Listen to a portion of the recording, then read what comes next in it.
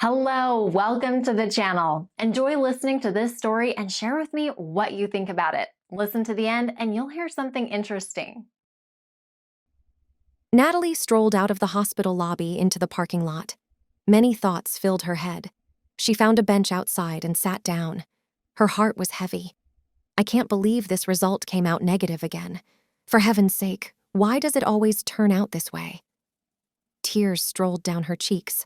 The hospital had become a regular place she visited often, and on a day like this, she had visited the hospital with high hopes that she might be pregnant, noting the symptoms she was having. Her hopes had been crushed when the test came out negative. She was not pregnant, but just had slight malaria. She picked her green-brown handbag, which she had dropped on the bench, and got her phone and to dial a number. "Hey!"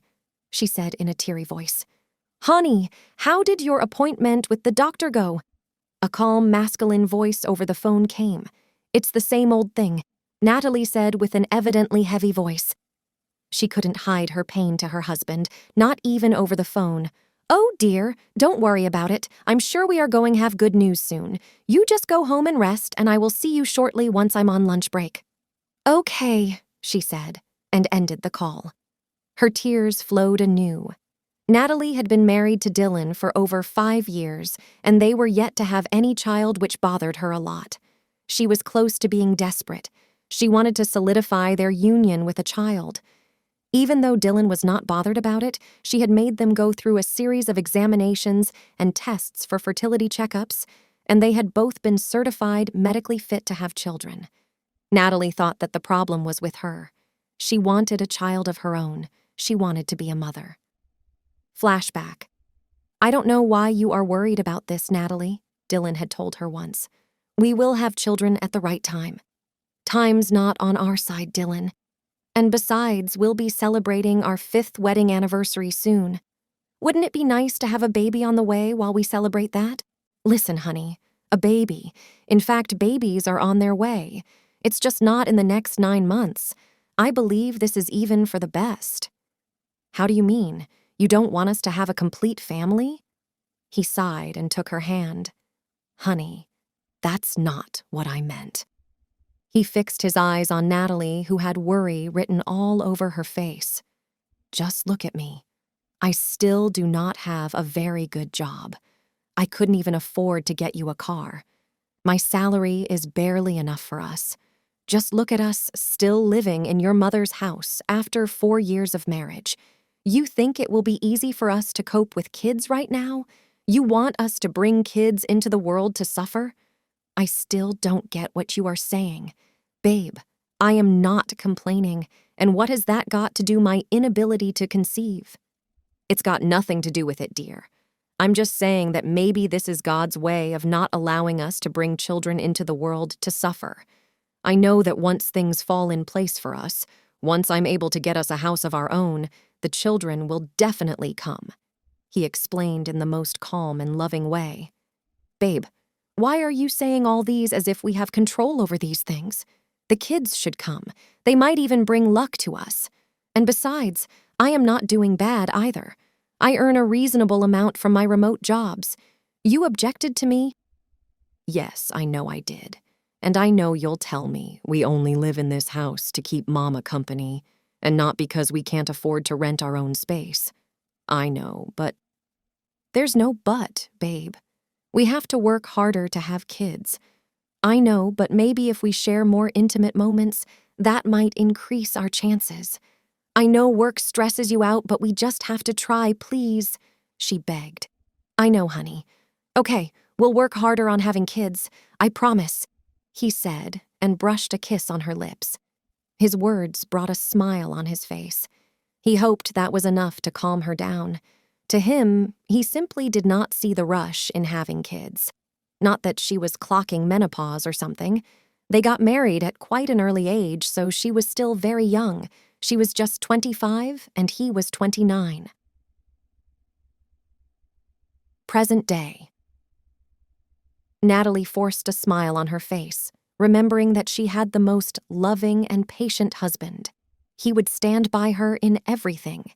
She felt his excuse of not having a good job and having enough was just to give her reasons not to worry, and she appreciated it, but didn't stop to worry too. Then something struck her mind. Why didn't I think of this all along? I'm sure if we try that, there's definitely no way that I won't get pregnant. But would he agree? She thought excitedly, but her excitement quickly died down at the thought of him not agreeing to it. He might say that it's expensive, or even say that they should keep waiting patiently. You know he will do anything to make you happy, right? An inner voice said to her, and there was a leap of excitement again. If it was about the money, she could raise that herself in just less than a month. All she needed to do was to just convince him to agree to it. She got up and picked her bag. She decided to go see him at the office instead of heading home. Natalie walked confidently in her blue jeans and satin crop top that revealed her near-perfect hourglass body shape, gracing the elegance of the low heels she wore. She pushed the door into the J. Tough J establishment open with much grace. "Hello, Gina," she greeted the lady that sat at the reception desk with a smile. The lady looked up her desk and responded, "Hello, Mrs. Dillon. How are you doing today?" "I'm fine, thank you. Is my husband on seat?" "Sure, he should be in his office," Gina said. Natalie smiled and turned left, making her way to her husband's office. She got to the door, knocked the door slightly, and thought she had him say come in, so she pushed the door open and walked in. "Dillon!" she screamed. Her feet stuck on one spot as she opened her mouth in shock. There Dillon was with his body pressed against a lady on his desk, busy engaging in some mouth-devouring act. Dillon turned, his eyes widening in a mix of guilt and panic as he caught sight of Natalie standing in the doorway. Taking cognizance of her presence, he immediately disengaged. The lady quickly got off the desk and tried to button up her shirt, while Dillon also tried adjusting his. "Honey, what?" Dillon struggled to find his words as he walked towards his wife who stood there transfixed. Their eyes locked, and in that split second, the weight of their shared history crashed down upon them. No words were needed. The truth hung heavily in the air, an unspoken betrayal that cut deeper than any knife. Natalie was quick to raise his hands and make a resounding hit on his cheek the moment he tried to touch her. "Hey, what did you do that for?" The lady shouted at her angrily and quickly rushed to Dillon to check out his cheek that was turning red. "What? Rita, you have the guts to shout at me? Seriously!" Standing up to her was Rita, a colleague Natalie had met several times at work gatherings and maybe a close friend of Dillon even before they got married. And this time, their interaction carried a different weight, a painful significance etched into every stolen glance. And she stood up against her in defense of her own husband for the act of betrayal. Dillon was quiet, and two just brushed Rita's hand away from him. "Yes, seriously. You don't want to injure him, do you?" Rita fired back at Natalie. Natalie was even more shocked at Rita's audacity, the boldness with which she spoke to her despite being caught in the act of cheating with her husband. Natalie tried to process the whole thing. "Honey, I'm sorry, it's not what you think," Dillon said, trying to pacify his wife. "I mean, Rita and I were just calm down, please." Rita looked angrily at Dillon. "You owe her no explanation, Dillon. What sort of wife raises his hand to hit her husband because of some little misunderstanding?" She turned to Natalie. "No wonder he prefers me to you." "Rita!" Dillon yelled, trying to hush his mistress. "What, Dillon? Isn't that true? Look, Rita, I don't joke with my man, so next time, think twice before raising her dirty hands on him. I mean, it's not as if you saw me fucking him or something. It was just some little kissing and touching. I mean, she should be apologizing for barging into your office without know." Dillon quickly pushed Rita aside and tried to hush her. Turning to his wife, he put his hands together and begged, "Honey, don't listen to her, please. I promise you it's not what you think.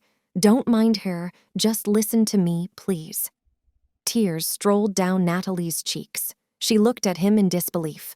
"For how long has this been going on?" "Right before he even married you, bitch."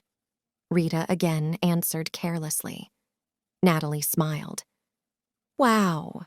She wiped her tears even when they seemed to flow ceaselessly. Then, I really should apologize for barging in on you. She raised her palms together and pleaded. Forgive me, Dylan and Rita. You can continue with whatever you were doing. Forgive my manners for interrupting. She turned to leave. Natalie, Dylan called, but she already shut the door behind her. You should let me go, Rita told him. Rita, you said too much. Why? Isn't it a good thing that she found out about us and we wouldn't have to hide and seek anymore? Rita, this affair is supposed to be a secret. That's my wife we're talking about here, the woman I love. And I am the woman you hate? I haven't said so, but... Rita drew him close and kissed him. Don't worry, honey. She won't dare to leave you. She kissed him again, and Dylan reciprocated.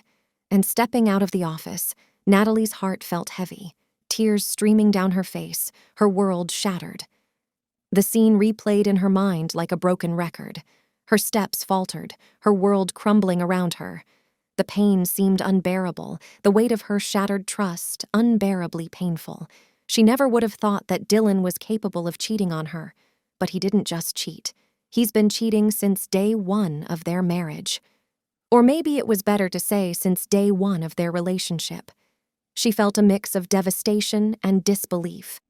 It was a moment that would forever be etched in her memory, one that threatened to tamper with her sanity. There she was, thinking that she had the most loving and supportive husband in the world, yet he couldn't stand up for her when another woman insulted her in his presence. Just like her friend Brittany would say, it's better to trust the devil than to trust a man, because you can almost predict what the devil is capable of, but definitely not what a man is capable of. Her words all made sense to her now. I must do something about this. I can't let him ride on me like this and get away with it. He wouldn't know what hit him,